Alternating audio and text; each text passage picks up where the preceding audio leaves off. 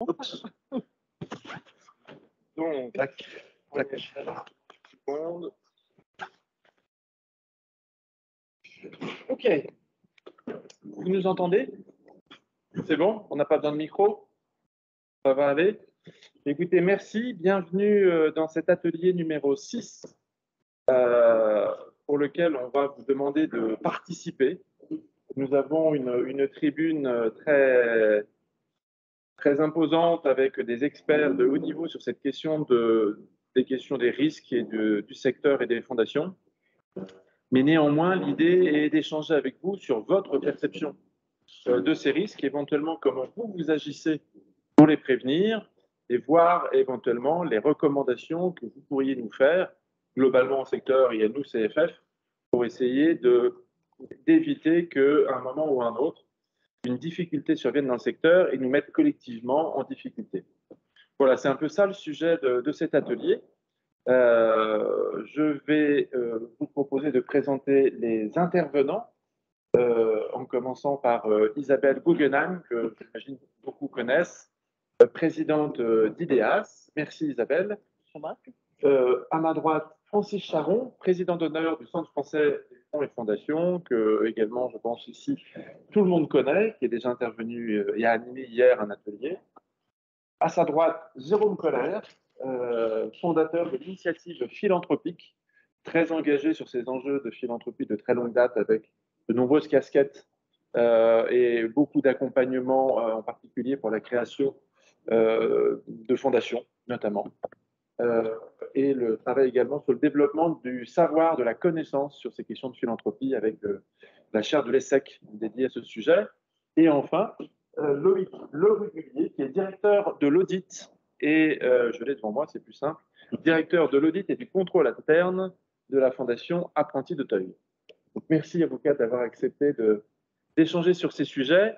Et nous vous proposons de commencer par une présentation d'une étude que le CFF a conduit, enfin plutôt que Jérôme Collère a conduit pour le CFF, pour essayer d'identifier les risques dont nous parlons, les risques que vous pouvez être amené à rencontrer, que le secteur dans son ensemble est amené à rencontrer, pour en avoir un panorama assez exhaustif, mais également organisé.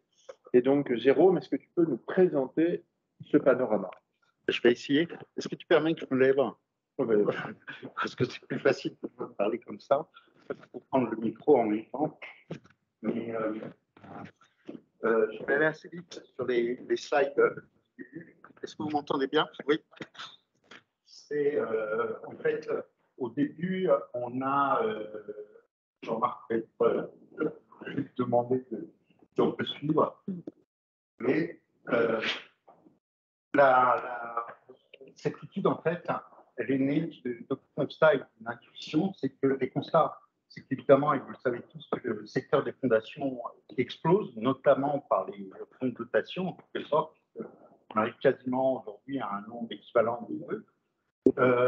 Que quand il y a un nombre énorme, on a de plus en plus de mal à contrôler et à voir qui fait quoi. Et enfin, il y a eu un paradigme qui est resté très longtemps dans le secteur, qui les fonds heureux vivant cachés. Or, aujourd'hui, c'est plus du tout le cas, et je pense qu'on aurait de grands risques si on continue à le croire. Alors ensuite, on a en fait très rapidement sur la méthodologie, mais c'est pas rester tout le temps, c'est juste assez classique. Hein, j'ai interviewé une vingtaine d'acteurs, j'ai essayé d'interviewer des gens à l'international pour tout ce qui est recherche documentaire et autres. Et du coup, en passant sur le contenu maintenant de l'étude, voilà, il y a un certain nombre de choses qui sortent. D'abord, j'ai essayé d'être positif, mais sans l'être, on ne l'est jamais complètement. Mais on a déterminé 16 catégories, c'est-à-dire 70 catégories de sous-risques. Je vais vous montrer un peu les éléments. On ne va certainement pas les voir tous. Mais si on regarde en fait les points saillants qui sortent, c'est que en fait la plupart des fondations et des fonds raisonnent uniquement en tant qu'individualité et pas du tout en termes de secteur. C'est très important et je pense que Francis, qui a milité toute sa vie justement pour la prise de conscience du secteur, pourra certainement approfondir ce point. je ne dis pas que les organismes représentatifs et par organismes représentatifs, tout le CFF, l'ADMICAL, d'un certain nombre d'autres structures, en fait, ils ne savent pas trop quel rôle jouer dans cette notion de prise de risque. Il ne faut pas devenir un agent de police. En même temps, on est représentatif. Le risque est quand même sur le secteur, globalement. Donc, il y a plein de dilemmes et d'enjeux là-dessus. Et enfin, un dernier point qui est extrêmement important, c'est que jusqu'à maintenant, et vous le voyez certainement tous, les pouvoirs publics ne disposaient pas des moyens réellement d'un contrôle. Or, on vient de leur demander de faire 3 fois plus de contrôle avec la loi séparatiste. On va avoir un vrai enjeu de quelles sont les capacités je passe, et du coup aboutit quand même à un élément majeur qui est globalement le risque, c'est le risque réputationnel sur les secteurs. Et en fait, après, sur la slide d'après, j'ai mis quelques autres points saillants, mais la en fait repose principalement sur la légitimité et puis le risque de perte de confiance, parce que la plupart des fondations vivent aussi de l'argent des donateurs. S'il y a une perte de confiance, ben, il risque d'avoir vraiment des conséquences. Alors, on cite toujours l'ARC 20 ans après, mais c'est quand même qu'on le cite 20 ans après. Donc, c'est un élément important. Et du coup, si j'ai fait un rapide schéma, mais qui va être très court, si on regarde un peu où se situent les contrôles aujourd'hui, on voit qu'il y a un peu de contrôle interne sur les fondations, que les organismes de représentation, en fait, font peu ou pas de contrôle aujourd'hui. Même chose sur les pouvoirs publics, sauf quand les organismes de contrôle, comme la Cour des comptes, le ministère des Finances, l'IDAS et autres. Aujourd'hui, en fait, et je reviens sur le bleu plus foncé, il y a un risque sur les réseaux sociaux, presse, de pression, lanceurs d'alerte. Et finalement, on retrouve aussi les organismes certificateurs. Alors, le dernier point d'infodie, avec Pia, c'est un des représentants de ce secteur. On va avoir là aussi un contrôle externe. Ça s'adresse à un certain groupe de fondations. La dernière étude de la Cour des comptes porte notamment sur la fondation Abricot en droit. Il y a une chose qui apparaît à ce moment-là. Si maintenant, je ne vais pas y passer beaucoup de temps, mais si je vais vous montrer.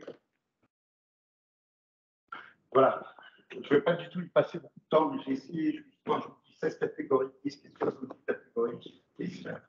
On peut décomposer risque fiscal, risque juridique, risque politique, ce genre de choses.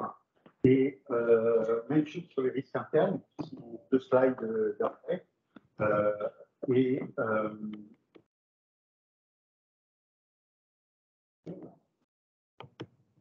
Désolé, on le fait à la souris. Voilà. Donc, il y a ce risque potentiel qui est important. On voit avec la gestion du capital aujourd'hui, il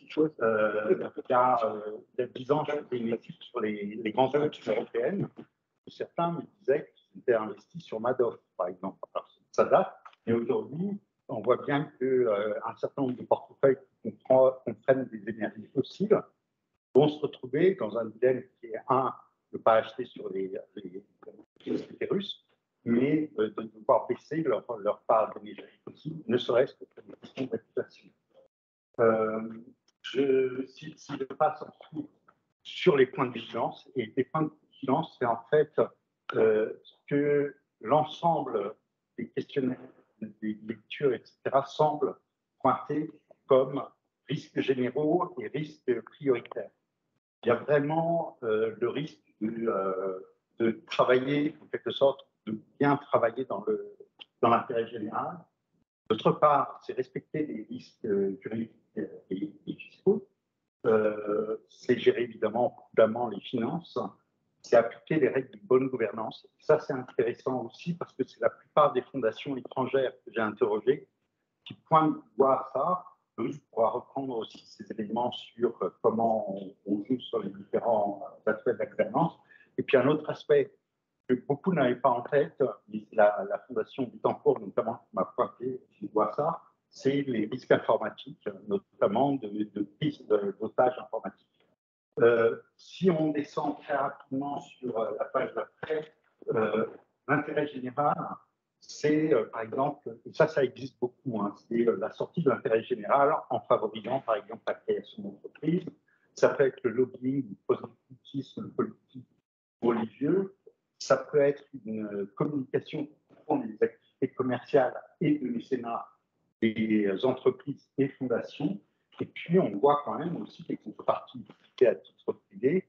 Il y a un certain nombre, notamment, on a beaucoup examiné Versailles, le château de Versailles, qui est en quelque sorte la cible d'utilisation personnelle de contreparties. Normalement, s'adresser aux fondations d'entreprises ou autres. Sur le point numéro 2, en fait, on a un rappel à l'ordre sur les règles juridiques et fiscales. D'abord, contrôle, mais néanmoins un contrôle augmenté sur les aspects financiers et des activités. On est obligé, notamment en fonds de dotation, d'envoyer ça à la préfecture tous les ans. Il y a aujourd'hui des contraintes sur la liste des donateurs et d'émission des reçus fiscaux. Les subventions, toujours avec la loi séparatisme, deviennent conditionnelles la plupart du temps à la signature d'un contrat d'engagement républicain.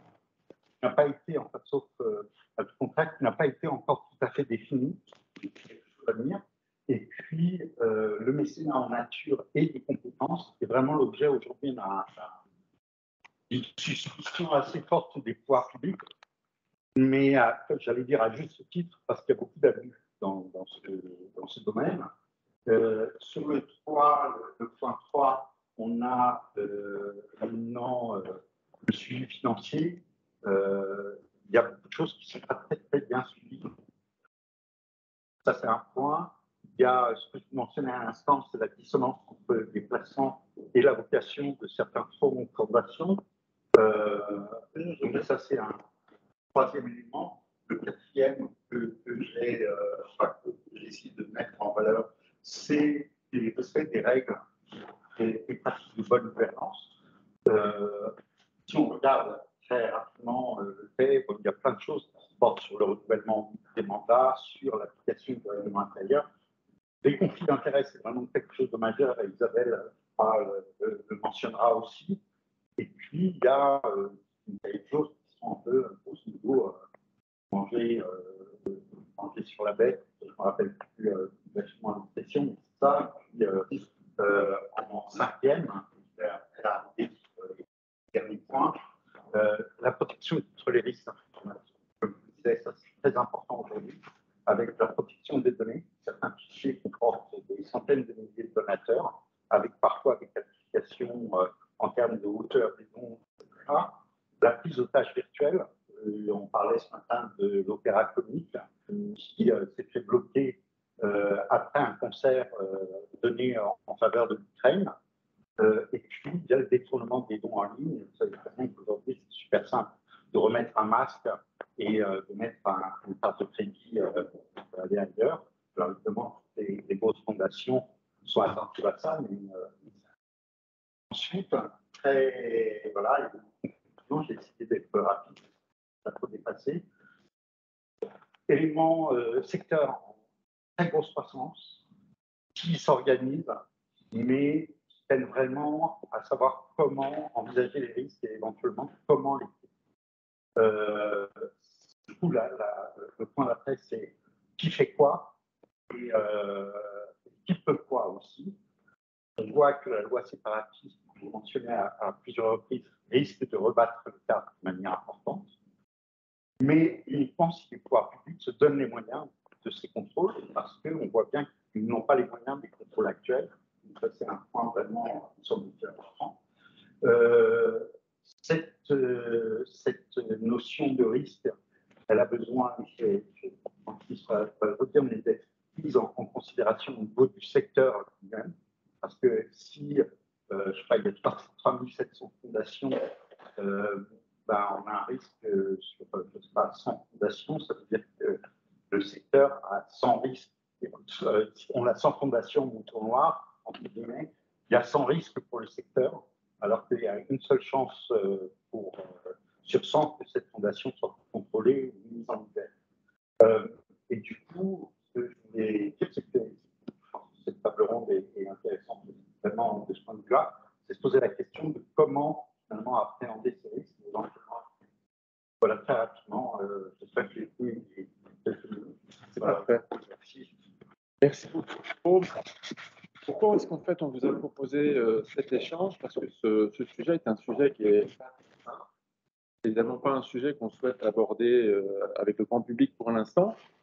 C'est un sujet entre nous, mais c'est un sujet pour lequel on pense que vous êtes toutes et tous concernés, que ce soit pour votre fondation et aussi sans doute pour l'enjeu de collectif, on en parlait ce matin, que représente le secteur.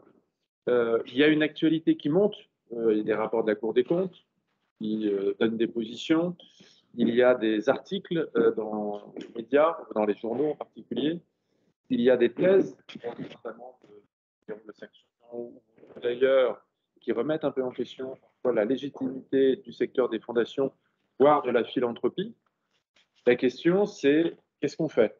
Ce n'est pas une question simple, c'est une question qu'on se propose d'adresser tous ensemble et dans un échange avec vous, parce que vous êtes acteur également de ce qu'est-ce qu'on fait, de qu'est-ce que vous nous demandez de faire.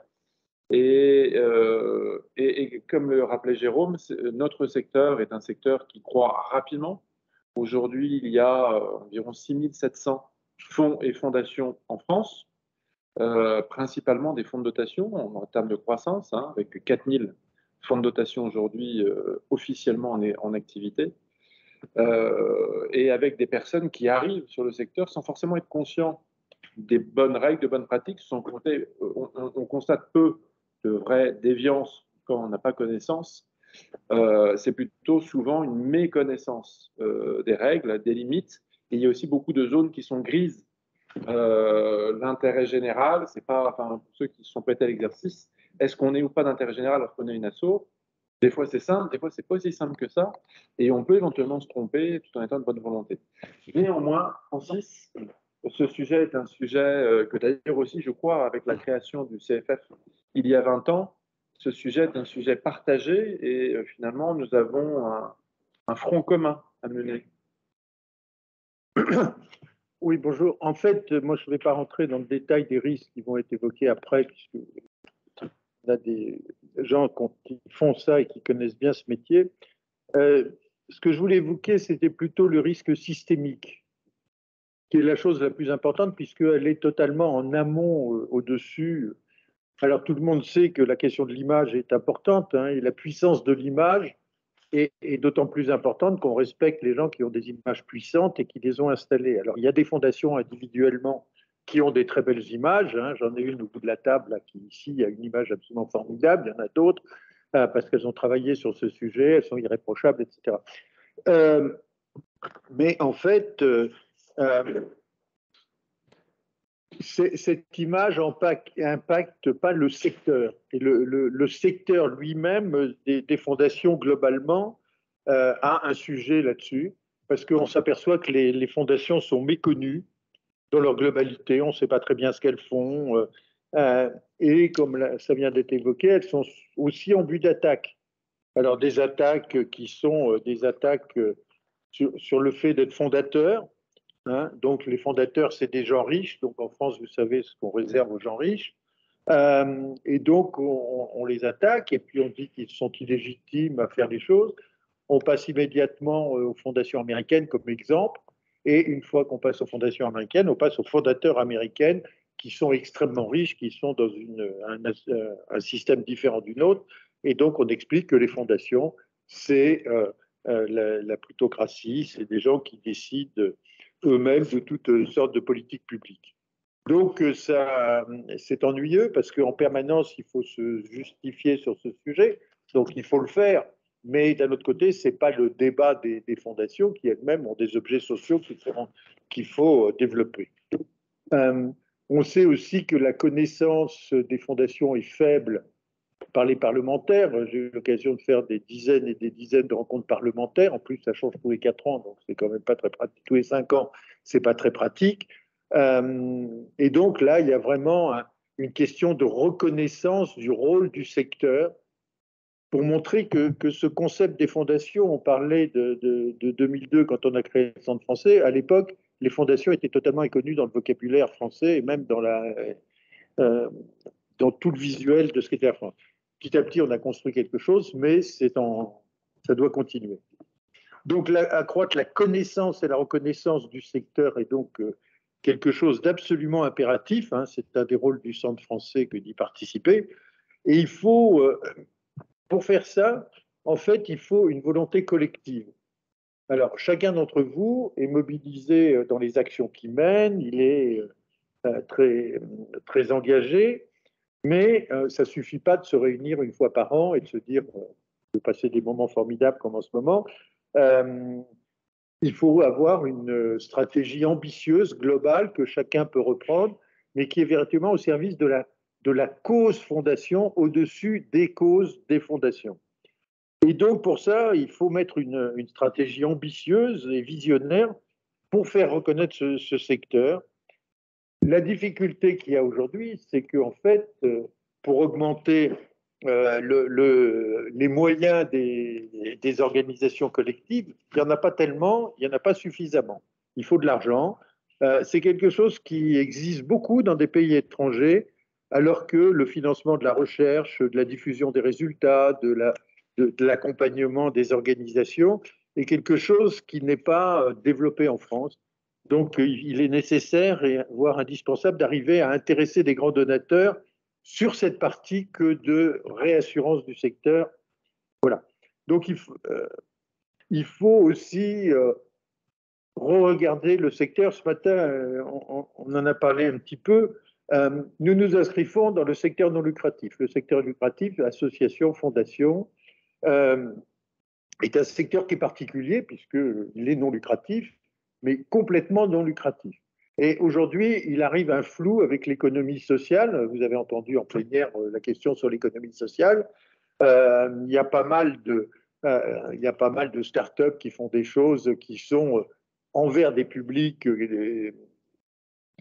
qui sont en difficulté, mais c'est des startups, même s'ils ont un modèle économique où ils ne touchent pas tout de suite de l'argent, etc. À la sortie, quand ils vendent leurs actions, ils revendent, ils vont toucher de l'argent. Donc, la question qu'il y a, c'est ce secteur non lucratif, hein, associations, fondations, avec les bénévoles. C'est une limite de ce secteur lucratif. Alors, je sais que ce n'est pas très populaire parce que la grande mode est à la Startup Nation et au fait qu'il faut absolument développer ces activités. Mais je crois que si on n'arrive pas à périmétrer notre secteur, on va se faire embarquer par le marché. C'est-à-dire que les gens du marché sont beaucoup plus forts que nous. Et donc, il faut mieux des limites qui sont claires, ce que ne veulent pas beaucoup de gens, parce que c'est un intérêt, parce qu'avec ça, si les limites ne sont pas claires, ils essayent de bénéficier des déductions fiscales. Donc, ça entraîne des risques pour le secteur en disant, bah, vous voyez, il y a des gens qui bénéficient de la déduction fiscale, ils ne doivent pas l'avoir. Donc, à ce moment-là, on va modifier la fiscalité. Donc, il faut périmétrer le secteur. Et ensuite, une fois qu'on a périmétré le secteur, on met en place les passerelles qui sont nécessaires pour faire avancer ça.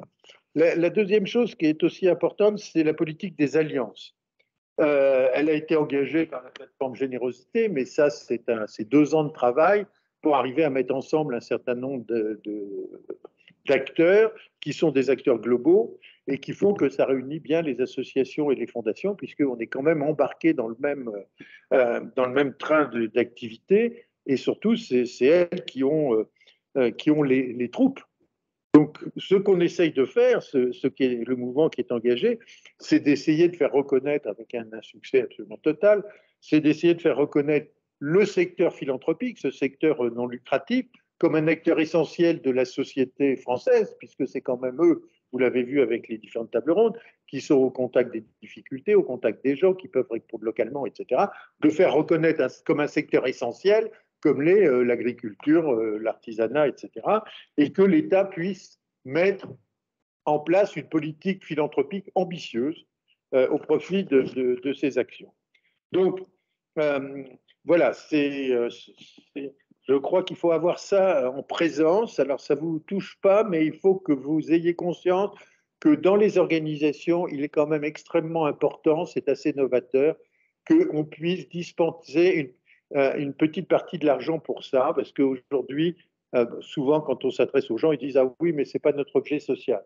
Mais je pense que c'est l'objet social que de faire vivre le secteur, parce que si vous avez un secteur qui s'effondre d'un seul coup parce qu'il y a des problèmes, vous n'aurez pas mis de l'argent et vous regretterez de ne pas l'avoir fait. Donc, il faut qu'on arrive à faire prendre conscience qu'un petit pourcentage de l'activité propre d'une organisation, c'est de mener ses projets et de conforter le secteur du développement de la philanthropie. Euh, donc voilà, et avec ça, dans tout ce mouvement qu'on doit mettre en place, c'est un peu ce qu'on a dit ce matin, c'est-à-dire de créer un imaginaire de ce qu'est la philanthropie. Un imaginaire, qu'est-ce que c'est? C'est-à-dire que vous référez à une image immédiatement qui est enthousiasmante, qui fait dire, ces gens-là, ils font des trucs bien, on peut les aider, on peut les accompagner, il faut y aller. Et donc, voilà. Donc, c'est une politique de risque, de prévention des risques supérieure, mais à laquelle il faut prêter attention parce que sinon, le secteur va s'éroder et il va y avoir des difficultés, des scandales ici. Et vous êtes d'autant plus fort en image. Si vous êtes très fort en image, vous pouvez absorber quelques difficultés qu'il y a eu et là parce qu'elles ne sont pas systémiques de façon importante. Mais si vous êtes un secteur qui est inconnu et qu'il y a un problème, on dira tout de suite: ah, c'est encore les fondations.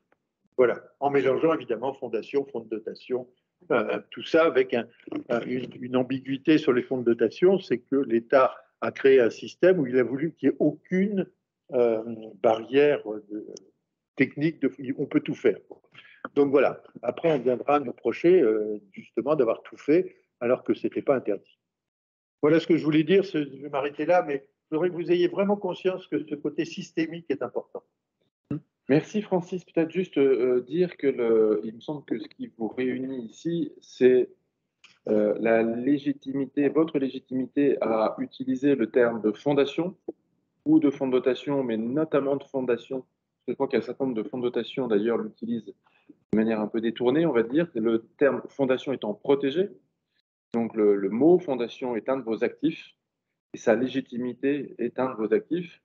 Et l'autre actif dont vous êtes collectivement détenteur, c'est votre légitimité à être bénéficiaire d'un régime fiscal d'exception. Et dans les échanges que l'on a avec nos interlocuteurs dans le cadre du plaidoyer, ils nous le rappellent en disant: mais ça, c'est parce que vous servez à quelque chose et que vous le faites en intégrité, que vous bénéficiez de ce régime fiscal d'exception. Le directeur général des finances publiques qu'on a rencontré il y a 2 mois maintenant nous l'a rappelé.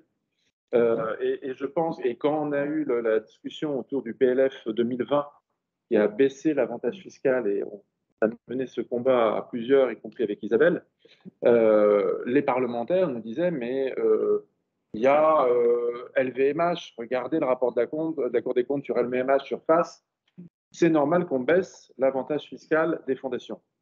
Pas vraiment de sens, pas vraiment de lien, mais c'est ce qui a été dit par un certain nombre de parlementaires. Donc ça va vite, en fait, et vu l'état des finances publiques, vu le fait que certains considèrent que le mécénat est une niche fiscale, même si évidemment c'est plus trop le cas maintenant, mais quand même, c'est ça qu'on doit collectivement protéger. Et pour ce faire, c'est pas très simple. On l'a vu par ce qu'a présenté Jérôme, il y a beaucoup de choses potentielles. Peut-être, et ça, on aura cet échange si vous l'acceptez juste après, ce que vous pensez de ces risques.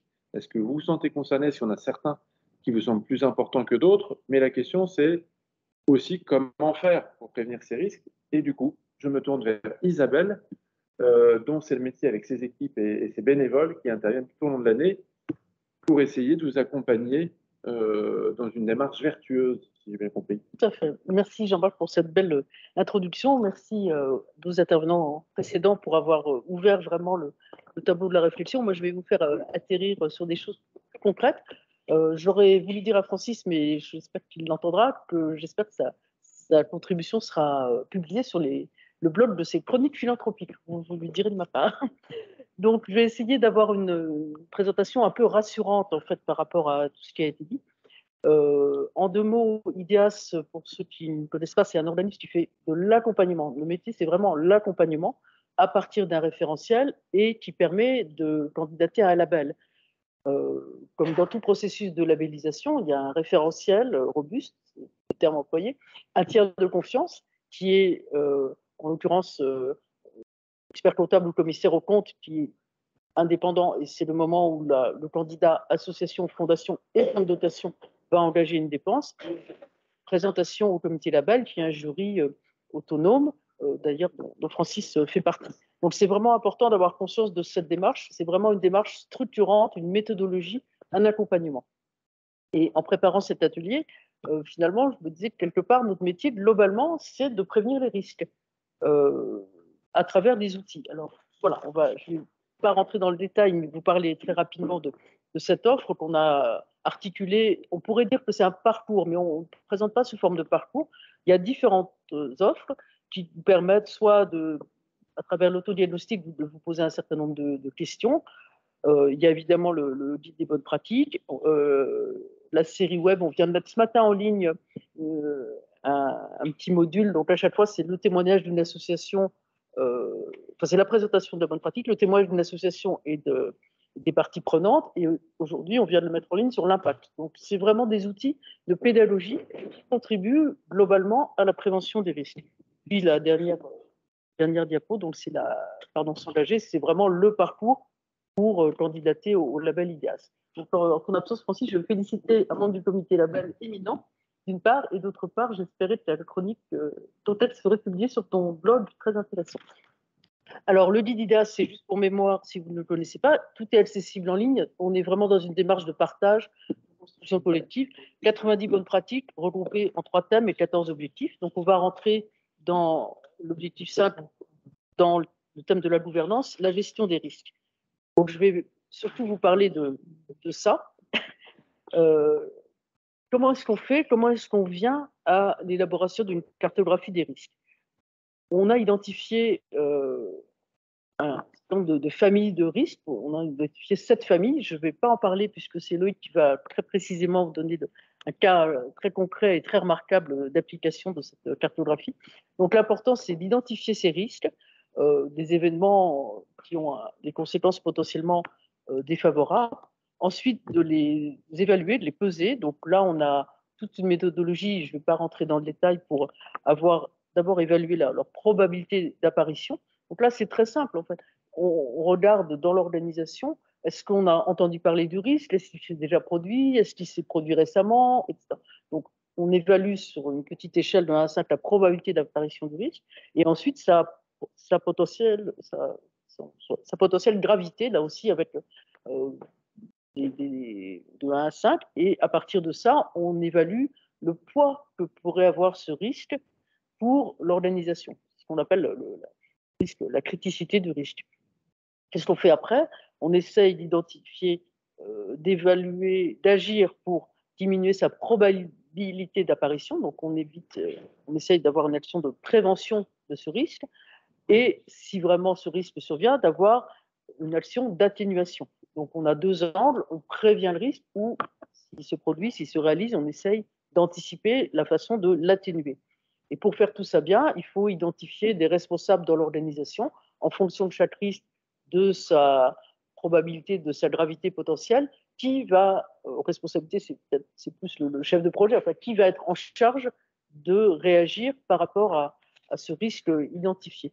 Donc, je vais très vite là, puisque le côté très concret sera très bien présenté par Loïc, puisque Auteuil a été vraiment, je crois, un des premiers à mettre en œuvre cette cartographie des risques que nous, on propose déjà depuis 10 ans.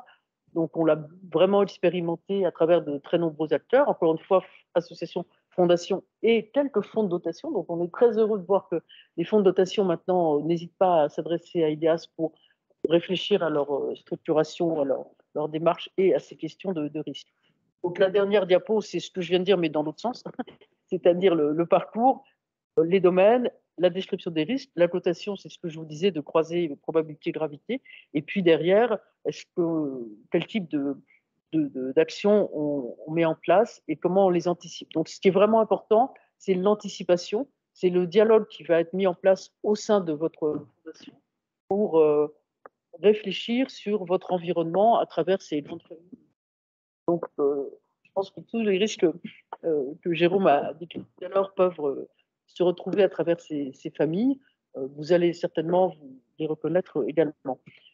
Voilà, donc je ne veux pas être plus long que ça. Je voulais juste rebondir sur un point par rapport à ce que Jérôme et un peu Francis aussi, du côté des pouvoirs publics, parce que moi, quand je ne suis pas IDEAS, mon activité bénévole, je suis fonctionnaire du ministère des Finances, maintenant vous le savez, et donc et je connais très bien le de l'administration, de la haute administration, les corps de contrôle, etc. Donc moi, je ne dirais pas tout à fait que, en fait, il existe énormément de regards, on va dire, de l'administration et des corps de contrôle sur le secteur non lucratif. Malheureusement, ils sont divers, ils ne sont pas toujours très coordonnés. La réponse de l'État, et on l'a regretté un peu collectivement à travers les travaux qui ont été faits, Jean-Marc, au sein de la coalition Générosité, elle est peu lisible, puisqu'aujourd'hui, on a la secrétaire d'État du secteur associatif, mais qui n'a même plus association dans son titre, puisqu'elle est secrétaire d'État à l'engagement. On a la secrétaire d'État à l'économie sociale et solidaire. Bon, elles ont peu de moyens, en fait. Il ne faut jamais oublier qu'un ministre, c'est la tête d'une administration. Et aujourd'hui, on a des secrétaires d'État ou des ministres qui n'ont pas réellement de moyens. Donc, la secrétaire d'État à l'engagement, elle a la direction de la vie associative, qui est vraiment le point de référence. La ministre de l'ESS, elle n'a pas vraiment de service, en tout cas pas qui s'intéresse au secteur non lucratif. Les deux ont fait un très gros boulot, elles sont accessibles, on a beaucoup discuté, mais la réponse de l'État pourrait être mieux coordonnée, aussi bien du côté de l'élaboration des politiques publiques que des corps de contrôle qui sont quand même très, très, très présents, avec des ambitions, on peut le dire. Et voilà, donc je pense qu'on a aussi une réflexion à mener en bonne entente avec les porteurs de ces politiques publiques pour que ça soit plus lisible, plus simple.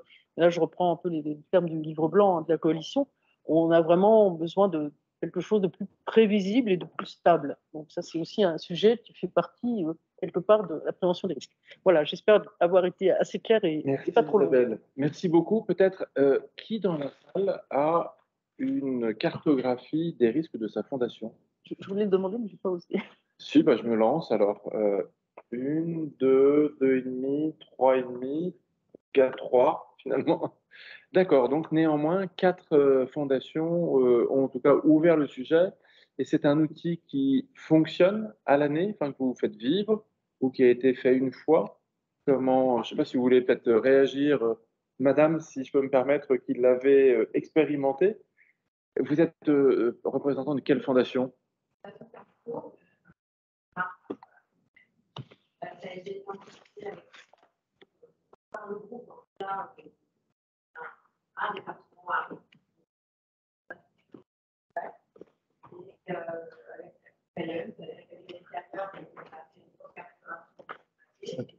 Nous sommes entreprise,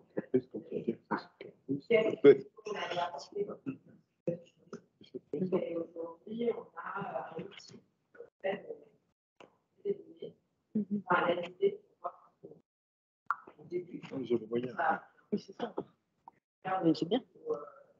Avoir un état d'alerte.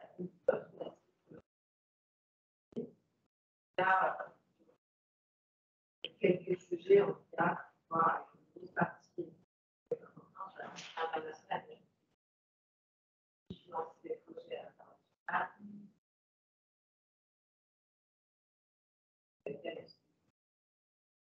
Et donc ça, c'est du coup quelque chose pour enfin, un enjeu sur lequel l'entreprise a souhaité investir des moyens et c'est une décision qui vient d'où? Et vous, l'ensemble de l'entreprise, D'accord. Vous êtes rentré dans le dispositif global de prévention des risques, mais la fondation a été adressée également. D'accord. Merci. Est-ce que peut-être vous, monsieur, si vous l'acceptez, Frédéric? Bien sûr. Frédéric de Fondation FTE, aussi fondation créée par une entreprise, et on est en plus sous la fondation, sous l'égide de la Fondation France. Donc, c'est un modèle. Et c'est très bien comme ça, puisque le risque principal qui fait la essaye de venir à jour également ça à deux. c'est le risque réputationnel. Il a dit tout à l'heure, mais en tant qu'acteur, je veux dire là, je suis très intéressé par là. Dans ces secteurs aussi. Pour le moment, c'était la fondation et surtout derrière la réputation du fondateur, l'entreprise et l'entreprise publique, alors encore plus attentif à tous ces sujets-là. Donc on l'est. Maintenant, heureusement, c'est un sujet qui ne se renouvelle pas beaucoup pour nous, parce que à l'international, des sujets assez cadrés. Là, ce sujet de l'économie sociale et solidaire, Mission sociale nous conduit à financer des associations qui sont dans un modèle économique d'économie sociale et solidaire. On a les outils d'analyse habituels pour bien s'assurer de l'intérêt général. On en arrive parfois à recommander, alors c'est là qu'il faut savoir si c'est à nous de le recommander ou pas, à certaines associations d'évoluer délibérément vers un modèle hybride, c'est-à-dire avec une association pour leur tâche d'intérêt général, et puis aussi pour la création d'une société commerciale, pour la partie commerciale, comme on le voit dans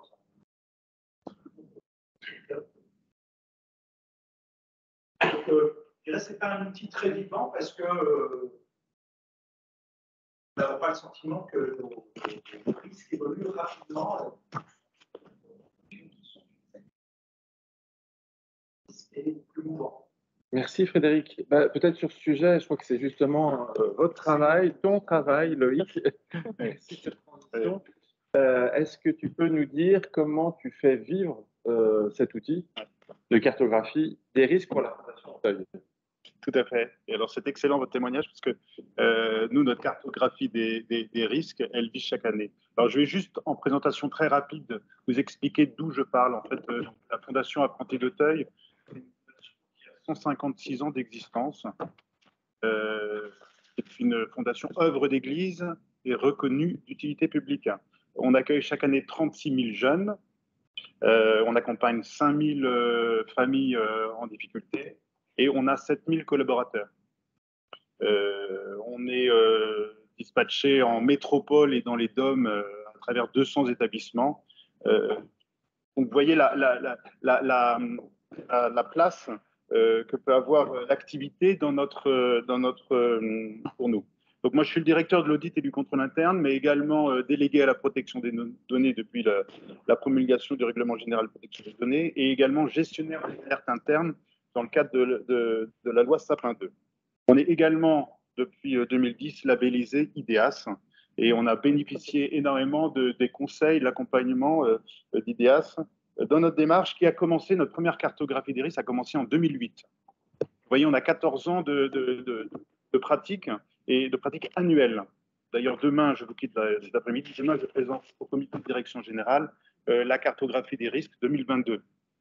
Et je vous expliquerai tout à l'heure le parcours d'appropriation par la gouvernance de cet outil. Je vais peut-être vous surprendre, notre moteur premier, pourquoi nous faisons une cartographie des risques, ce n'est pas notre risque réputationnel. Alors, évidemment, nous sommes attachés à notre réputation.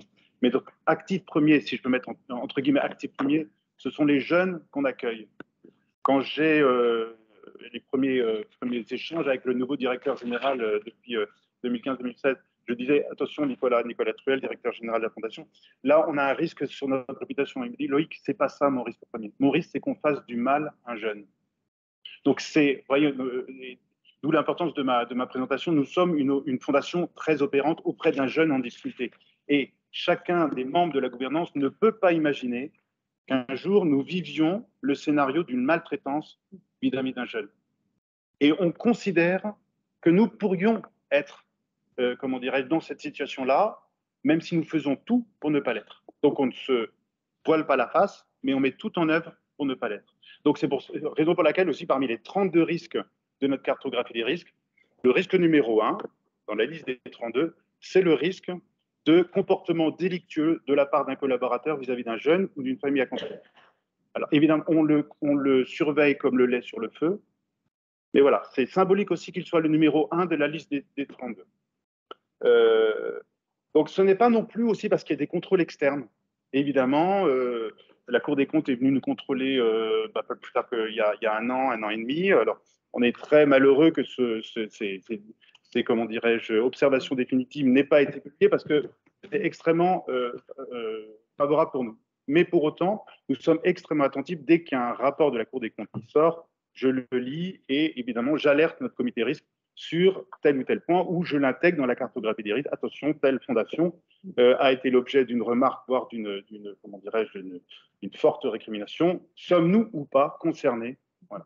Vous voyez, mais ce n'est pas d'abord parce qu'il y a des contrôles externes, c'est concrètement, nous sommes gardiens, managers qui se succédons à la fondation de 156 ans d'histoire. Et je pense qu'aucun n'a envie de se dire j'ai écorné, voire j'ai mis à bas 156 ans d'existence par rapport à notre public en particulier qui est. Alors, notre moteur premier, comme je vous l'ai dit, c'est les jeunes, c'est aussi les collaborateurs. Nous estimons que nous ne pouvons pas faire de bien aux jeunes si nous ne sommes pas, d'une certaine manière, dans une relation de qualité avec nos collaborateurs. C'est-à-dire qu'on ne fait pas du social d'abord avec nos collaborateurs, mais nous ne pourrons pas embarquer les jeunes dans une manière d'être entre eux si nous-mêmes, nous ne sommes pas en train de vivre quelque chose de qualité. Ça semble être du marketing. Je peux vous dire que si, en dehors de la séance, vous voulez que je témoigne comment vit, par exemple, le comité exécutif. J'étais hier en comité exécutif une fois par mois, nous sommes toute la journée. C'est un vrai moment de travail professionnel, mais aussi de fraternité. Ça peut sembler être complètement impossible en 2022. Je suis prêt à témoigner. Notre actif également, les bienfaiteurs. Vous ne soupçonnez peut-être pas, mais parmi vos tantes, grands-oncles, grands-tantes, grands-parents, vous avez probablement un bienfaiteur de la Fondation Apprentis d'Auteuil. On a une notoriété faible, très faible, 5% des Français nous connaissent, et pourtant, vous avez chacun de vous dans votre famille quelqu'un qui donne ou a donné à la Fondation Apprentis d'Auteuil. Et la plupart du temps, on donne un jour, on donne quasiment toute sa vie. Et puis, évidemment, ensuite, notre image, mais ça vient en dernier lieu. Voilà. Donc, nos risques, donc depuis 2008, donc je voudrais vraiment que vous compreniez que c'est un exercice qui est à la fois très facile à faire, mais qui, au début, demande de l'énergie. Pourquoi? Parce que c'est comme Gribouille, on part de rien du tout, ça a l'air très compliqué, puis après, ça va finir par se dessiner et être quelque chose de très sympa. Donc, avec l'expérience, et accepter qu'au début, votre cartographie soit incomplète, soit pas tout à fait ce que vous aimeriez qu'elle soit. Voilà. Acceptez-le en remettant le travail chaque année sur l'établi, ça commence à être sympa et vraiment opérant. Et un outil très utile pour la gouvernance. Je vais développer ça tout à l'heure. Alors, à la Fondation, alors c'est pas parce qu'on a voulu faire le jeu des 7 familles, mais à la Fondation, on s'est rendu compte qu'on était concerné par 7 familles de risques. Des risques opérationnels, donc les premiers, il y en a 4-5 risques qui sont dans cette famille. Risques opérationnels concernant nos activités éducatives et pédagogiques. J'ai oublié de vous dire, nous accompagnons les jeunes d'un point de vue éducatif, protection de l'enfance en particulier, et scolaire, donc pédagogique, et nous soutenons les familles. Donc ça, c'est notre première famille de risques. Deuxième famille de risques, vous avez compris aussi par rapport à l'importance qu'on accorde aux relations humaines, les risques RH. Troisième famille, les risques opérationnels ou de gestion des activités de support. Nous avons des établissements, nous avons, comment dirais-je, des contraintes juridiques, nous avons, enfin, c'est plutôt le risque local. Nous avons énormément des aspects de finance, également de collecte. Donc, tout ça, ce sont les activités de support. Ensuite, les risques liés au système d'information, c'est principalement le risque sur la sécurité de notre système d'information et avant ça, le risque d'inadéquation de notre système d'information. On ne peut pas marcher cette boutique sans un système d'information qui soit le plus opérant, le plus adapté à notre besoin. Autrement, on perdrait de l'énergie, on perdrait des opportunités. Parce que la cartographie des risques, c'est pas simplement se prévenir de risques, c'est aussi ne pas rater des opportunités.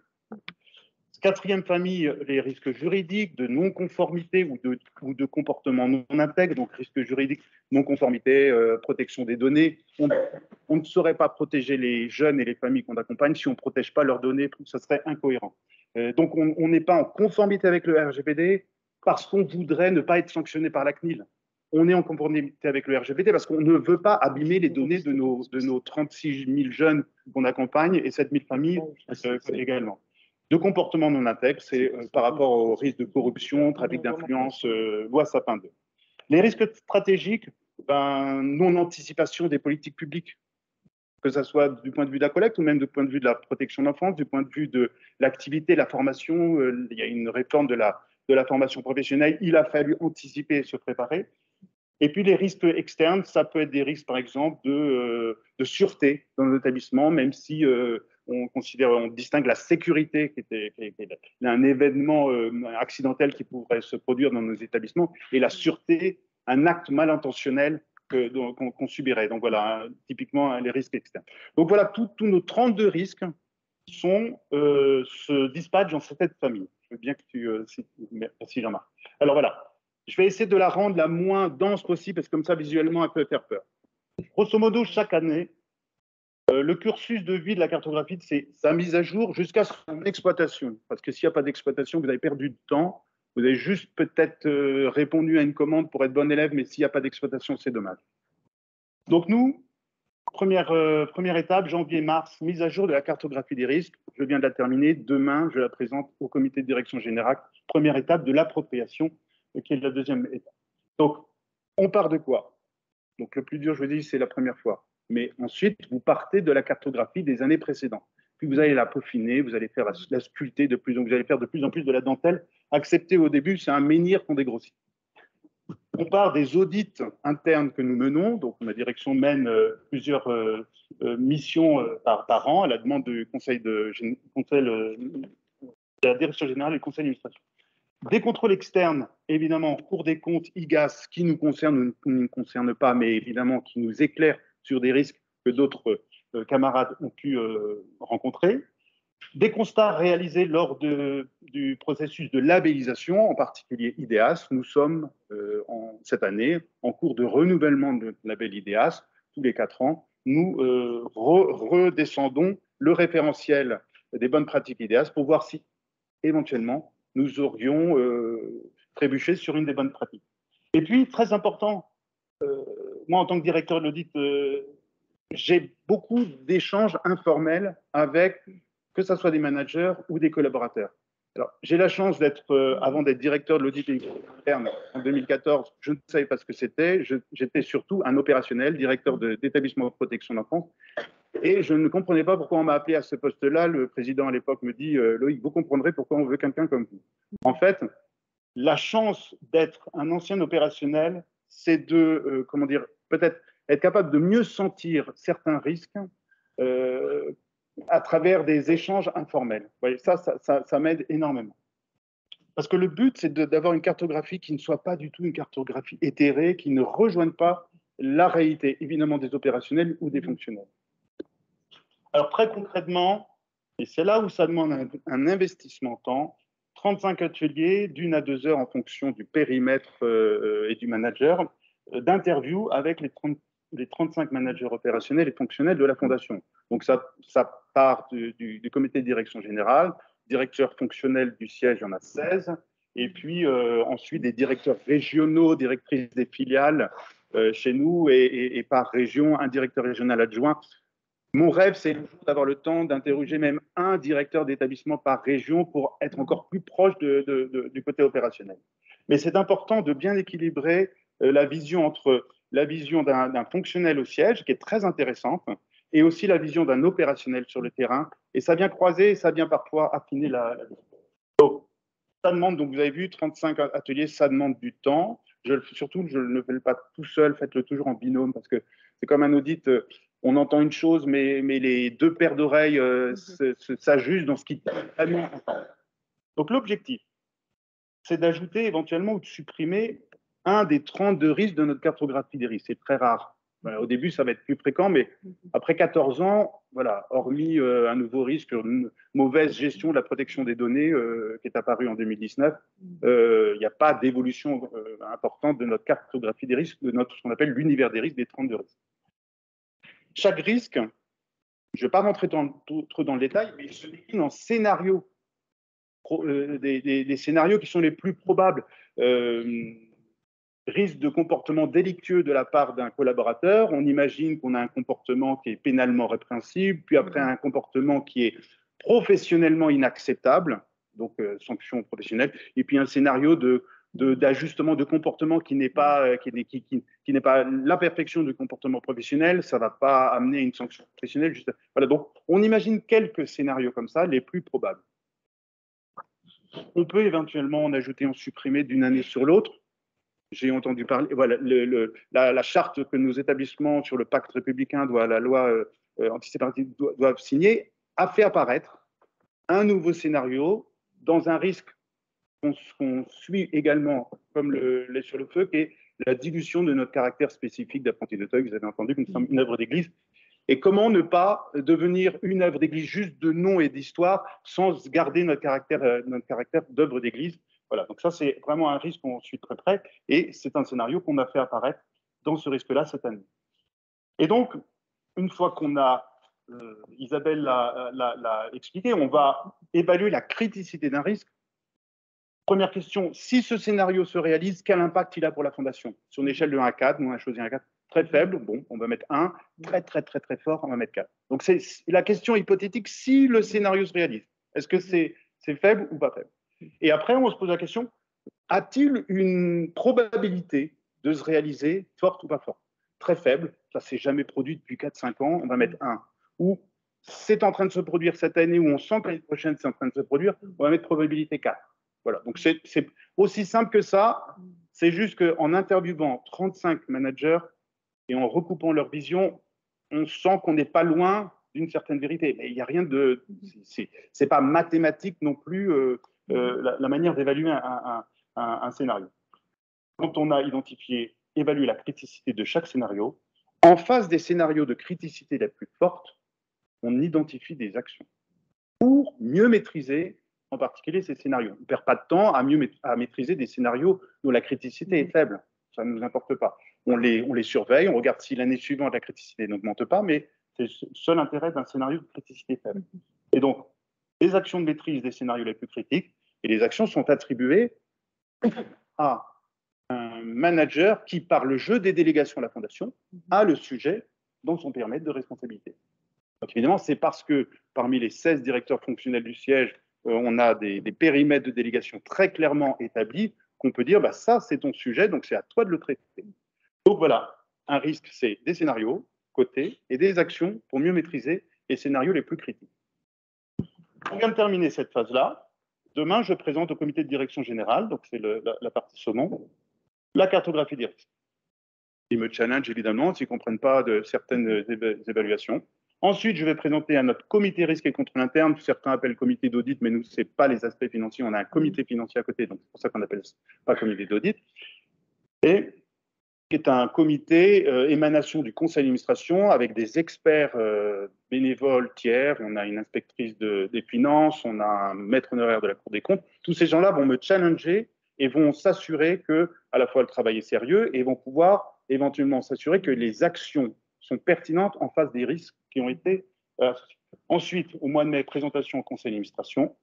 Et puis, il s'avère qu'on a, à côté du comité risque et contrôle interne, d'un comité jeune qui s'assure de l'activité, on a aussi un comité RH, émanation toujours du conseil d'administration. Et ce comité me demande, chaque année, présentez-nous les risques spécifiques RH pour qu'on, finalement, dans tous nos échanges durant l'année, puisque ce comité se réunit 4 fois par an, eh bien, on va garder à l'esprit les risques dont vous nous avez parlé.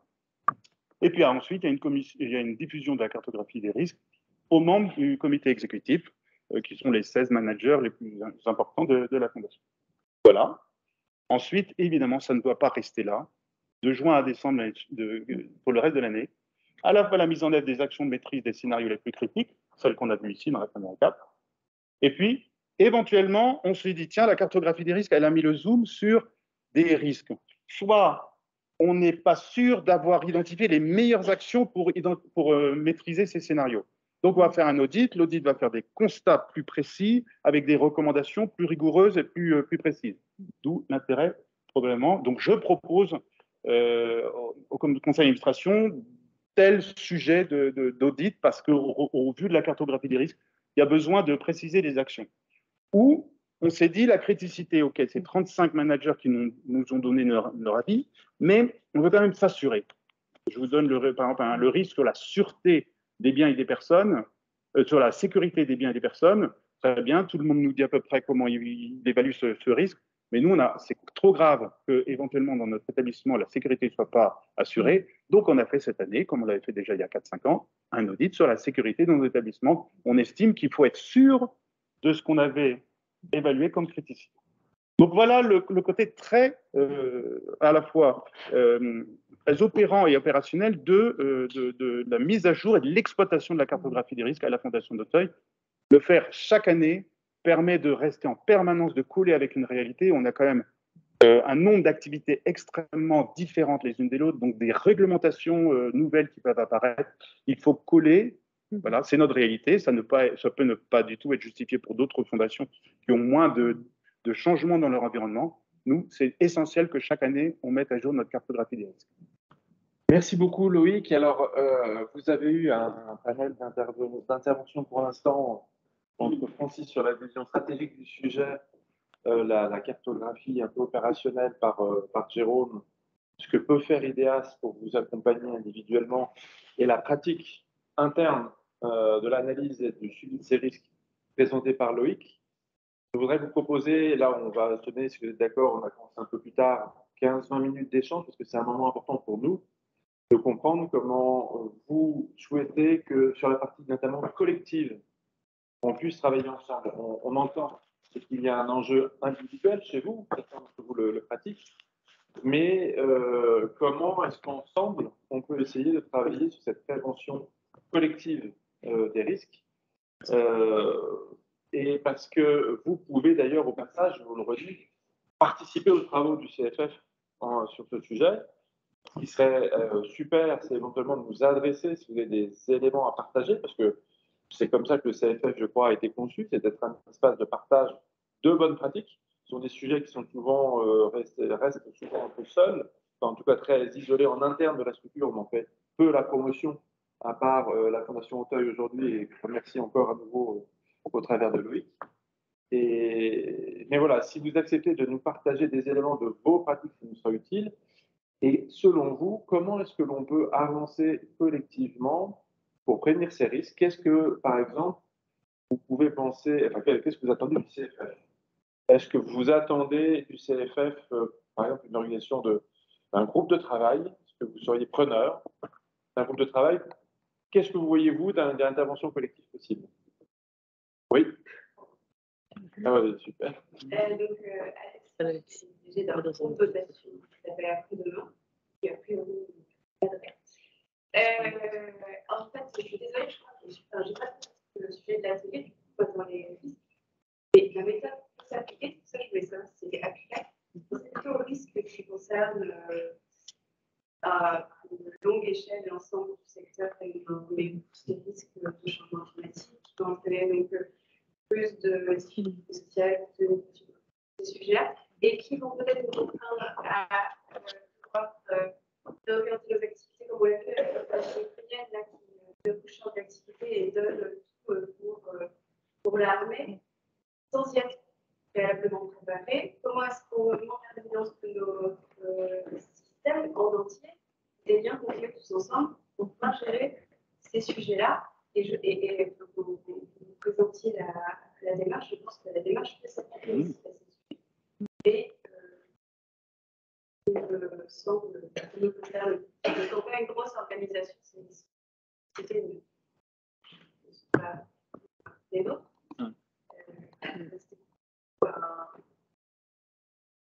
Comment on intègre des évolutions systémiques majeures qui ont un impact? Alors, est-ce que typiquement dans cette grille, ça pourrait être le point 6 sur les risques stratégiques?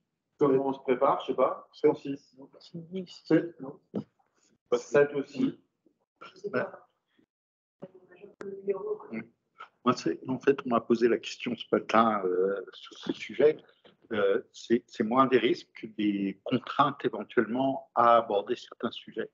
C'est en fait plutôt des nécessités prospectives que des risques, au sens où une fondation qui s'intéresserait qu'à tel sujet et qui ne prendrait pas en compte le changement climatique, par exemple, ce n'est pas un risque directement pour elle, au sens c'est à elle de faire éventuellement le changement. Donc, pour moi, ce n'était pas considéré comme un risque, mais comme une réflexion stratégique à avoir. On peut se dire qu'un crash financier, bien sûr, oui, mais c'est pour ça que, je vais être très court, quand j'ai mentionné les risques financiers, là, avec l'Ukraine, plus le changement climatique, il y a des remises en cause de toutes les énergies fossiles d'un côté, de tout ce qui est approvisionnement géographique. Et ça, c'est un vrai risque pour les fondations à double détente, c'est-à-dire que les fondations qui avaient des placements diversifiés, y compris dans ces secteurs, risquent de voir, si on applique une règle simple, à moins 10, moins 20% d'une partie de leur dotation. Donc ça, c'est un très gros risque, effectivement. Peut-être vous vouliez réagir avec Attends, je vais juste dire une chose là-dessus. Sur le risque financier, effectivement, si on a des placements, ce qui en général, beaucoup de fondations n'ont pas, puisque de plus en plus, c'est des fondations de flux, donc elles n'ont pas vraiment beaucoup de placements. L'entreprise, si elle est en amont, peut être impactée, mais sinon, dans cette partie financière, il y a un sujet qui a beaucoup évolué, et notamment grâce à la pandémie, c'est-à-dire que la question des réserves est devenue une question qui est devenue plus naturelle. C'est-à-dire que pendant des années, on s'est battu pour faire accepter que les fondations associations aient des réserves, et les grands contrôleurs ne voulaient pas. Et aujourd'hui, on sait très bien que le 1er janvier, il faut payer les gens, quoi. Donc, la pandémie a montré que ça, c'est une prévention de risque fort. On se dit, et en regardant, ben voilà, on peut avoir une baisse des placements, on peut avoir le Covid, personne n'avait ça dans sa cartographie des risques à 100%. Et ça, c'est parce qu'en fait, j'étais à une réunion l'autre jour sur l'Ukraine et il y avait le directeur de la Croix-Rouge internationale qui disait on est en Ukraine depuis 2009 et puis on avait des scénarios A, B, C, D et le scénario D c'était l'invasion de la Russie de l'Ukraine. Mais c'était un scénario qui nous passait tellement improbable qu'on l'avait pas prévu, quoi. Et en fait, voilà. Donc il y a aussi l'idée très compliquée de se dire le risque extrême, comment on le fait passer aux instances. Et je veux dire, on ne peut pas vivre dans la peur totalement et notre esprit, il n'est pas fait non plus pour prévoir le pire parce qu'on ne sait pas faire ça, qu'on a peur. Parce que si tout d'un coup vous en payez toute l'organisation parce que vous voulez prévenir à 80% de risque financier, bah, ça ne marchera plus. Donc voilà, oui. Oui, je crois qu'on pourrait s'essouffler à chercher à identifier tous les risques et du coup à se sécuriser ou se tranquilliser intellectuellement en disant comme j'ai prévu tous les scénarios, quand celui-ci va se présenter, j'ai tout le plan d'action qui va venir. La cartographie des risques n'a pas cette vocation-là et ne peut pas exister sans d'autres outils qui sont, par exemple, une cellule d'alerte. Nous, on a une cellule d'alerte qui fait que dans la demi-journée même, tous ses membres se réunissent, toute sa session se réunissent.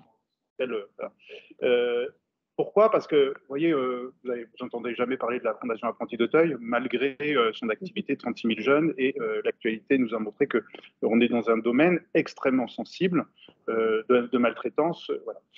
Pourquoi? Parce que, et donc, cette cartographie des risques ne doit pas être le seul moyen de se prémunir contre un événement défavorable. Il faut aussi être prêt à agir face à un événement qu'on n'a pas prévu, donc un risque qu'on n'a pas prévu. Ça, c'est aussi important, c'est complémentaire. Vous ne pouvez pas vous contenter d'une cartographie des risques si à côté de ça, vous n'avez pas une capacité, jour et nuit, on est d'astreinte pour que, cellule d'alerte ou cellule de crise, si c'est mal grave, cellule d'alerte à premier niveau, et cellules de crise se réunissent. Voilà. Donc, autrement, vous allez rentrer presque dans un phénomène un peu anxiogène qui consisterait à se dire est-ce que j'ai identifié tous les risques et même l'invasion de l'Ukraine par la Russie? Vous voyez, là, ça devient inefficient. Madame, vous avez une question après, Benjamin? Alors, c'est pas vraiment une question. Recevons à peu près 90 fois moins que vous. Et ce que vous avez, je vous remercie beaucoup ces interventions. Ce que j'ai fait le jour que vous avez dit est extrêmement riche. J'ai appris qu'on pouvait mettre en place ce genre de politique. Je peux vous assurer que je suis vraiment content d'être venu. J'ai appris qu'il y avait des gens qui certifiaient ce genre de démarche. Je dis ça peut vous paraître lunettes, parce que cette fondation, je dirige en fait, était une association jusqu'à 12 ans.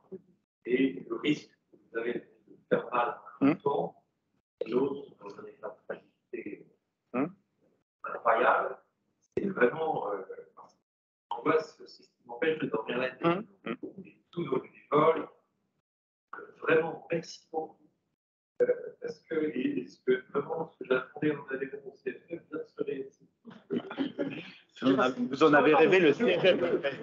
C'est ça qui est très fort, parce que j'ai pas de prendre un café, je ne sais pas, c'était des milliers de secteurs. Je suis bien monté, tu sais, vraiment bravo. Et non, il y a ce que tu dis sur la qualité des attentions, c'est le rapport avec nos collaborateurs, le rapport avec son bénévole, quand on avait des bénévoles, perdu avec un jeune qui était tout seul, face aux jeunes, isolé, à devoir. Enfin, il y a. Voilà. Merci de ce témoignage. Oui, Isabelle. Merci, ça nous touche beaucoup, évidemment. Moi, je voulais rebondir sur ce que vous disiez, ce qu'a dit Loïc aussi. J'espère que vous repartirez avec l'idée que tout est possible, qu'on peut entrer dans la démarche, que ce n'est pas une démarche en chambre. Alors, moi, j'étais très impressionnée. Alors, évidemment, Auteuil, c'est tellement grand que là, vous avez tous les cas possibles. Il n'y a pas toujours 35 interlocuteurs, mais c'est vraiment, ce qui m'a vraiment touchée dans ce que tu disais, c'est vraiment une démarche très vivante, très humaine, c'est à l'écoute de tout l'écosystème pour faire remonter des sujets. C'est vraiment pas, les mots sont un peu barbares, mais on n'est vraiment pas dans une démarche en chambre où on va croiser des tas de papiers, c'est le contraire, hein. Donc ça, je trouve que ce témoignage-là, si vous repartez avec ça, ça me paraît vraiment important. Deuxième point, encore une fois, dans ce qu'on fait à IDEAS, très modestement, hein, on n'est pas tout seul, heureusement, mais on a quand même développé un outil structurant, solide, et tant mieux si ça va jusqu'au bout de l'excellence avec Auteuil, mais ça va aussi moins loin avec d'autres, mais ça existe. C'est une démarche qui est accessible, donc on peut discuter, qui est bénévole. On a 150 conseillers bénévoles qui sont formés à toute cette dynamique et qui sont vraiment des points de contact voilà, à votre disposition. Mais je pense que c'est nécessaire. Et dernier tout petit point, donc IDEAS, c'est une petite association, mais on fait aussi notre cartographie des risques. On la révise annuellement, on l'a fait juste avant que je n'arrive, donc c'est encore bien. Et effectivement, c'est un outil vivant, on révise les critères de probabilité et on rajoute des risques éventuellement. Donc c'est important de considérer que c'est un outil vivant, c'est un outil très important même dans des petites structures comme une petite association pour mobiliser aussi tout le monde autour d'objectifs. Alors peut-être juste, Jérôme, Loïc, avant de vous repasser la parole. Madame voulait rebondir là. J'ai attaqué ce problème un peu par on a mis en place un outil informatique, c'est le WISPI, qui est un lancement d'alerte. Il y a des outils assez performants. Whistleby. Whistleby. Whisby. Ah, ok, c'est un autre outil. Non, c'est pas. Whistleby. Dans notre contexte, peu d'argent, mais également, il y a un peu de chaud, c'est bon, il y a des choses à mettre en place. Je suis preneur des liens, d'ailleurs, qu'on pourrait partager à tous. Benjamin, vous vouliez réagir. Benjamin, pour eux, je dirige la Fondation pour la recherche médicale.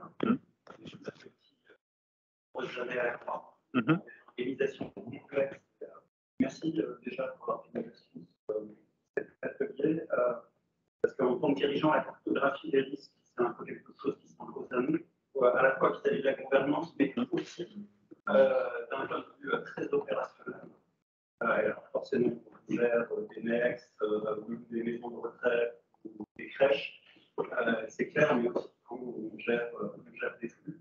Pour répondre à ta question, Jean-Marc, sur ce que peut faire le CFF, on peut en attendre, je pense, essayer au dur exercice de la synthèse, parce que c'est un enjeu collectif et systémique. Il y a un enjeu de plaidoyer de faire avancer le sujet là-dessus. Parce que finalement, nos fondations, il y a deux grandes familles, les fondations de redistribution avec des problématiques spécifiques, les fondations et les fonds de dotation opérantes dans les actions, avec aussi d'autres enjeux. Autant le corpus des risques sont à peu près les mêmes, ils sont assez cadrés. Et donc, disposer d'outils, même relativement macro, et mettre à disposition ça, je pense que c'est un sujet important. Troisième niveau, parce que c'est un changement de culture, et que c'est une culture à intégrer, il faut que ça soit vivant. Parce que c'est une manière de se poser des questions et de faire poser des questions aux opérationnels, c'est aussi un outil management. Il via cet accompagnement à se poser les bonnes questions et se poser les bonnes questions de manière permanente. Donc, c'est les 3 niveaux sur lesquels je vois effectivement une intervention du CFF. Et là aussi, chacun de nous a nos différents niveaux, hein, et selon la taille que nous avons et l'avancée sur ce sujet-là, on peut aussi s'entraider au sein du CFF. Merci Benjamin. Et d'ailleurs, je le redirai tout à l'heure, mais on fait un appel évidemment à toutes les contributions.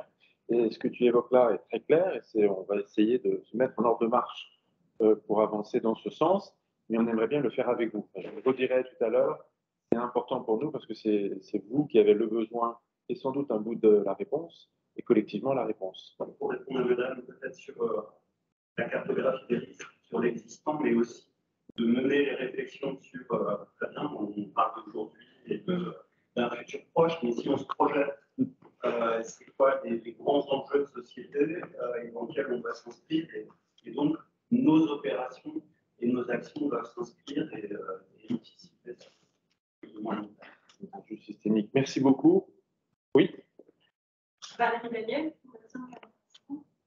moi, je rebondis sur ce qui est dit en me positionnant du public sur la méconnaissance du terme, qui fait quoi, qui fait quoi, dans les périmètres, je trouve qu'aujourd'hui, association, fondation, en fait, on voit bien à quel point cette méconnaissance crée la confusion et la défiance. Défiance, on voit apparaître un peu partout, mais donc voilà, je trouve que c'est un des risques qu'on rencontre peut-être un peu plus aujourd'hui. Je peux répondre à ça.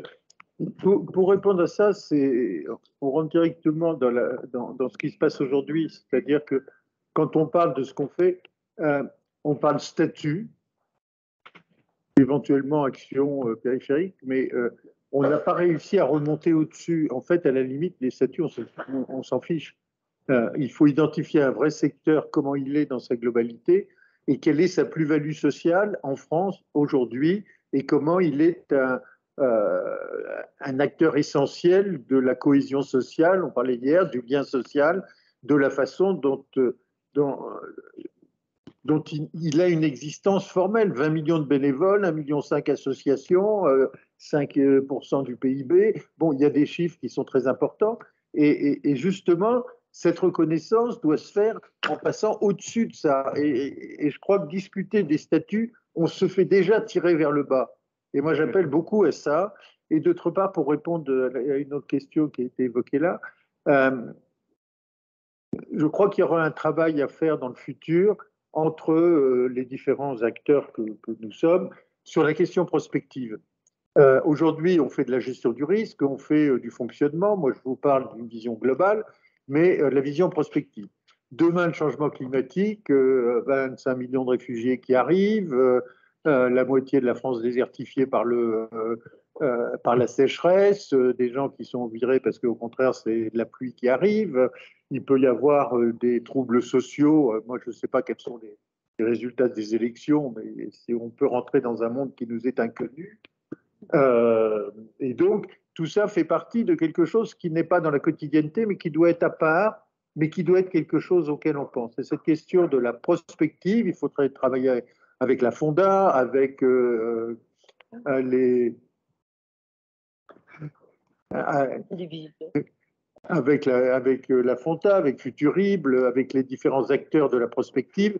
Mais c'est un chantier en soi. Je pense que ça sera très probablement un des chantiers que la prochaine gouvernance du Centre français des fondations et dans le prochain plan stratégique, puisqu'on en a parlé ce matin, devra avoir dans un coin. Et je trouve que c'est important ce que vous dites, qu'on le prenne en compte. Ouais. Il y a l'Institut du futur possible aussi. Oui, il y a... D'avoir un séminaire à Annecy avec un témoignage là-dessus, de prendre un peu tous les points qui sont dans le système philanthropique pour pouvoir un peu avoir des Oui, oui. Si je peux me permettre, juste vous dire, cette année, c'est l'année des 20 ans du CFF, donc le conseil d'administration, l'équipe, on a réfléchi à ce qu'on pouvait faire pour les 20 ans. Alors, il y aura une soirée qui va marquer l'anniversaire, le 30 juin, en marge de l'Assemblée générale, mais surtout à estimer, avec finalement toutes les informations qu'on a eues au travers de cette enquête, des échanges, des travaux avec nos correspondants régionaux, avec les administrateurs, avec tout notre écosystème, nos bénévoles également, comme Agnès, que je vous salue. On a décidé de proposer en fait des actions pour les 20 ans qui s'inscrivent dans face aux besoins qu'on a ressentis, un besoin d'outils de communication, le plaidoyer étant pour nous beaucoup lié à la capacité de communication de ce à quoi sert le secteur au-delà des statuts. Donc ça, on s'est équipé cette année avec 2 agences, une agence sur le plaidoyer, une agence sur les relations presse, ce qui est nouveau. On a lancé, et on vous donne en avant-première, pas les résultats, mais un baromètre sur la perception des Français du monde des fondations et des fondations. On vient de recevoir les résultats hier. On pourra partager avec vous. Nous avons commandité une étude prospective. On a auditionné un certain nombre notamment ceux que vous avez cités, Futuribles et les futurs souhaitables. Donc ça va être lancé dans les prochaines semaines. Et il y aura également, ce qui a été aussi souligné, un plan d'action de mobilisation de l'ensemble des adhérents, parce que collectivement, vous avez une force de frappe bien supérieure au CFF. Nous sommes 6 dans l'équipe. La feuille de route qui a été présentée ce matin est assez ambitieuse, on va dire, pour 6 personnes. Et ce que soulignait Francis, c'est que les moyens que vous accordez à vos outils communs sont stratégiques, parce que pour faire tout ce qui est demandé, mécaniquement, voilà, il y a des enjeux aussi de moyens. Alors, je ne dis pas que vous ne pouvez pas être fastueux, loin de là, mais néanmoins, à 6 pour faire tout ça, si on veut bien le faire, ça demande aussi des moyens, mais surtout votre temps, votre disponibilité, ce que vous faites, notamment en venant pendant l'atelier des fondations, votre énergie, également les personnes qui acceptent de se mobiliser sur des projets, sur des initiatives. Quasiment tous les administrateurs aujourd'hui portent des cercles, portent des travaux, fondation opératrice, fondation invitante, les fragilités, tout le monde est investi. Et ça, c'est ça la richesse du CFF et c'est votre contribution qui est essentielle. Mais parce que tout seul, nous, on n'y arrivera pas, hein, c'est certain. Mais avec vous, sans doute, on va y arriver. Alors, Francis l'a dit, pardon, t'attends juste une petite citation. Francis l'a dit, je l'ai noté. Attention à bien financer la recherche, l'accompagnement, la prospective, parce que c'est pas dans le champ de personne d'ailleurs.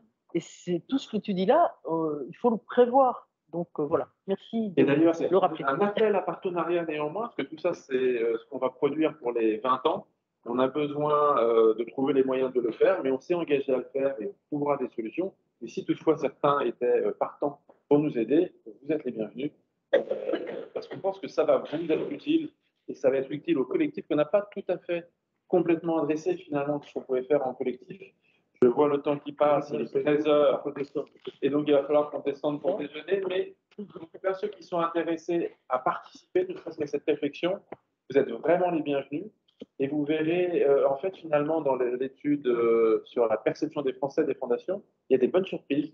On connaît, a priori, les Français connaissent plus qu'on peut croire le sujet des fondations et leur reconnaissent plus un intérêt et leur utilité sociale, bien plus que ce que vous pouvez croire. Donc, ce sont des bonnes nouvelles que je vous donnerai, mais plutôt à la fin de l'atelier.